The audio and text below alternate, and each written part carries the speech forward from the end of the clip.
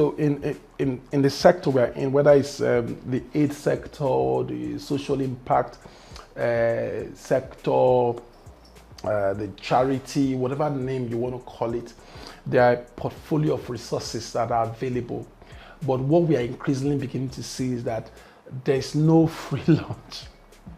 I tell my team, no, none of these donors is selling ice cream. You know, you just think that people are there obligated to paying you salary every month. Why should they do that? Why? Why? Why? So people are looking for impact. People are looking for change. And so they're also asking for governments and for communities and organizations to come with something to the table. And that's why we are seeing impact investment funds. You come up with, this is the impact I'm offering, and this is the resource that I need to deliver that impact. So it's putting money on the table, develop a product that gets to fund itself, and the donor gets to get some returns over time. Just like we do in what we now call commercial sales, not social marketing. Social marketing, leave it somewhere. But commercial sales, you're an NGO, you develop a product that saves lives, that delivers high impact, that tackles the problem of water and sanitation, just like what SFH is doing. They've come up with some fantastic products that make water safe. We all know that people say water is life, but of course some water, very dangerous, cholera, diarrhea, all of this can create a problem.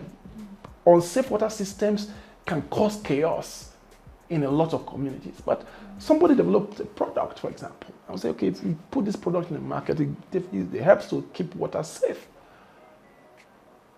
Yes, you can pay initially for it, but will not pay for it forever.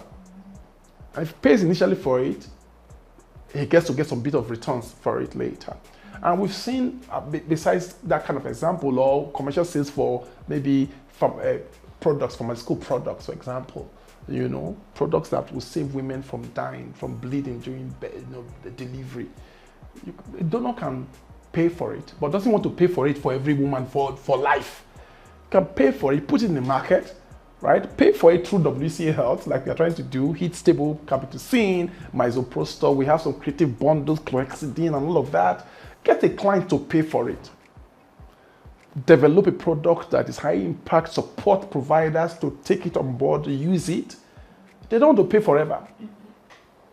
Launch it in the market, let the government take over it, or let people pay out of pocket for it and be able to sustainably now deliver that change. That's what people are looking at. So blended financing models like that.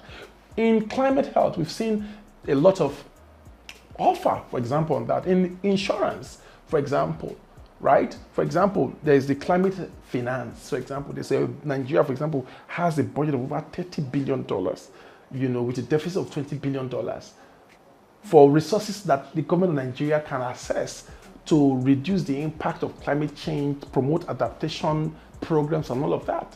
But somebody needs to do the heavy lifting and the work with the government and all of that. And that's why I keep saying that what we need to be doing, what non-profit leaders need to be doing, is to be looking at where can the value be added, rather than where can I get money to work.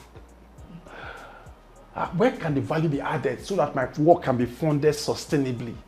That is where we have a problem. Because the expectation is that, somebody just has money to give to you to work. No, what we need now, what would work for the future, for now, is that blended approach where initiative creates a solution that gets tested, that gets to move to scale. Somebody can pay for it to be tested, but the market forces should drive it to scale. And we've seen a lot of those currently at play. We've seen it happen in the financial services sector, where there's a lot of inclusion, right? We've seen a lot of inclusion in the financial service sector because some sort of investors, MasterCard, some of these donors may not be heard, but a lot of people supporting systems to make it easy for people to become bankable. Out of that, spinned out some of those, market or bank operators, MoneyPoint, OPay, all of those schemes makes it easy for people to become bankable. And now people have access to market systems. And people have access to inclusion. And before you see it to progress, people have access to credit. And before you see people's life outcomes becomes more, will improve. And that's the whole ecosystem. But was it going to be easy to say, okay, let's just get everybody to line up and let's support them to go and register and become, get an account in First Bank? It's not going to work, or to UBA. It's not going to work, but simple solution. We can scale market inclusion for Nigerians with little data. And some of these, how do you call it? Some people call it bank apps, but I call them really good market examples.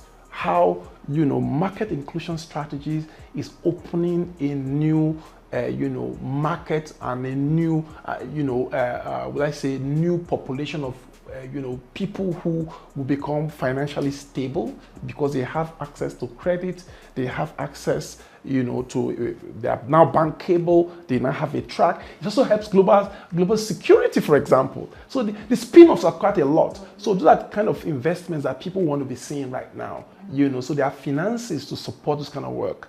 It's not going to be like, just give me money, I want to go and distribute rice and feed people. Rather, you would go through an IDA program or maybe an FAO program that is giving seedlings out, giving improved seedlings, you plant and sell in your 5 hectares, you give me back 2 hectares. That's business rather than charity.